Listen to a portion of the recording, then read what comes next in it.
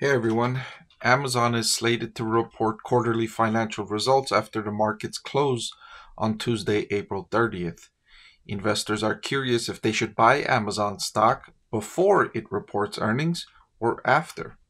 I'll answer and address that question in this video, as well as provide a preview of Amazon's quarterly earnings results and the key figures I'll be looking at when the company announces its earnings. So let's jump right into this. I want to thank the Motley Fool for sponsoring this video. Visit fool.com/parkev for the 10 best stocks to buy now. All right. Amazon provided investors with its outlook on what it expects to report when it announces earnings. Amazon saying that net sales are expected to be between 138 and 143.5 billion, or to grow between 8 and 13% compared with the first quarter of the prior year.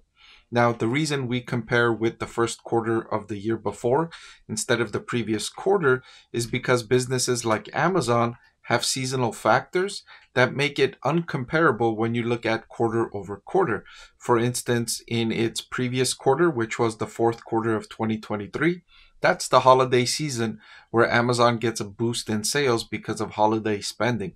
So comparing the first quarter with the fourth quarter doesn't give you that much information. But when you compare this year's first quarter with last year's first quarter, you get a better idea of how the company is doing during similar macroeconomic factors year over year, during similar consumer spending patterns year over year. Operating income is expected to be between 8 billion and 12 billion, compared with just 4.8 billion in the first quarter of 2023. So at the midpoint of 10 billion, operating income is expected to double year over year. Amazon management has done an incredible job growing into those investments the company made during the pandemic and finding efficiencies operating more effectively. Management said that they have a lot more room to go, that they've identified many areas where they can improve efficiency. It's just a matter of executing on those areas, and they've demonstrated that they can do that. They have done that, and investors can be reasonably confident that they can continue doing that because of the success they've demonstrated over previous years. In the previous quarter, net sales increased by 14% to 170 billion, and operating income jumped to 13.2 billion compared with 2.7 billion. So this jump in operating income that's expected for the next quarter is a little bit slower than the previous quarter, and the jump in sales is a little bit slower. So the rate of increase is slowing down, and that's to be expected because Amazon is at a massive scale here, close to 200 billion in quarterly revenue. It's not reasonable to expect it to grow north of double digits for the foreseeable future. I suspect its rate of growth will come down closer to roughly around high single digits, maybe double digits, if some of the key areas, which I'll discuss a little bit later, really accelerate going forward. So there will be two critical categories I'll be paying very close attention to when Amazon reports its quarterly results. Number one is the AWS segment net sales growth. So let me draw your attention here to the highlighted number. And what I first want you to pay attention to is this declining rate of growth. What you'll notice here is Amazon's AWS segment went into a bit of a deceleration for several consecutive quarters that worried several investors, including myself. You can see the rate of growth here going from 28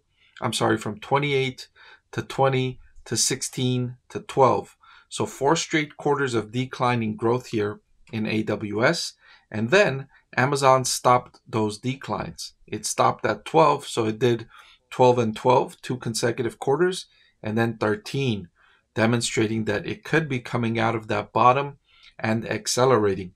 Management says that's likely to be the case because last year, the clients it was working with were trying to save costs, were trying to optimize their spending in the cloud, but that has mostly ended, they said. They said they've now seen an acceleration in contracts signed, in consumption, and it looks good going forward. I want to see confirmation of that when Amazon reports their quarterly results. The reason why this is so important to me is because look at the operating profit margin of the AWS segment. 26%, 24, 24, 30%, 29.6. This is the highest margin segment of Amazon's business overall. You can look above here at its other two segments, the North America segment and the international segment, which includes its e-commerce sales. You can see the operating profit margin, very small here, 4.2% for the North America segment and negative 2% for the international segment. So the area that's most important for growth for Amazon stock investors is the AWS segment. This is the segment that drives the primary share of the company's profitability overall. So you want to see more growth from the AWS segment. The next category I'm going to be paying close attention to that's been a bright spot for Amazon is the advertising services segment.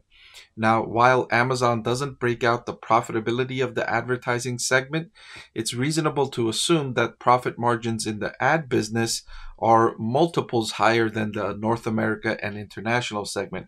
I wouldn't be surprised if the operating profit margin in the ad segment is closer that to the AWS segment, closer to 30%. The ad segment has been growing phenomenally for Amazon from just 9.5 billion in revenue in the third quarter of 2022 up to 14.6 billion in the fourth quarter of 2023. It's been growing 30, 23, 23, 22, 25, and 26% for the last 6 quarters. I want to see continued growth of north of 20%. And if it can continue this streak of acceleration, you can see here it dropped from 30 to 23 to 22, and then it accelerated from 22 to 25 to 26. If this can go up to anything north of 26, even 27 or 28, that's a really good sign because it demonstrates continued rate of increase of growth, just like in the AWS segment. I would love to see that from Amazon when it reports quarterly earnings on the reporting date. Now, another thing I want to look at is employees. What I've liked about Amazon recently, and I shared that with you earlier, is that management is finding ways to become more efficient. You can see year over year, 5 straight quarters, they've had fewer full-time employees compared to the same quarter the prior year. That means they're handling more business year over year with fewer employees. That's a great sign, right? That's what any business owner would love to see from a business manager. You're able to generate more sales with fewer people. That means the business is more efficient. And that's what Amazon's been doing. 4% fewer employees, 10% fewer, 4% fewer, 3%, and 1%. So it's unlikely that the next quarter when they report, it's going to be another negative number just because of how much the business has grown and how much they've come down in terms of employees for how many consecutive quarters. It would be great if they were able to, but that seems unlikely. I just don't want to see a big jump in employee count here. I want to see them continue adding revenue while keeping costs under control, finding ways to operate more efficiently, and not having to have so many employees. 1.5 million employees Amazon has. So I'd like to keep them, I like to keep this rate of increase small here, low single digits. If we see an increase, flat or negative would be even better when I look at these results. Now, in terms of Wall Street expects Amazon to deliver 78 cents in earnings per share when it reports in the latest quarter. Now, Amazon has beat their earnings expectations for 4 straight quarters. You can see here the positive surprise, 47, 85, 62, 25% positive surprise. So to answer the question, is Amazon stock a buy before earnings? Well, Amazon's trading at a forward price to earnings of 33, so it's relatively cheap in my opinion, given its growth prospects. But going into earnings, it's an especially risky time for any stock. It's more volatile than usual. Some guidance I usually give around earnings is, let's say you're planning to invest $1,000 into Amazon stock. It would be less risky to split that up 500 and 500 and buy $500 worth before earnings and $500 after earnings. That way you lessen the risk that you buy at a high before earnings And you also lessen the risk that you miss out on a jump after earnings. So you split that up and you buy half and half. That would be a reasonable strategy here with Amazon stock, because I do have Amazon stock rated as one of my top stocks to buy right now. I have it as a top 10 growth stock and a top 10 overall growth stock. And I will reiterate that recommendation today, April 22nd. So I do have Amazon stock rated as a buy.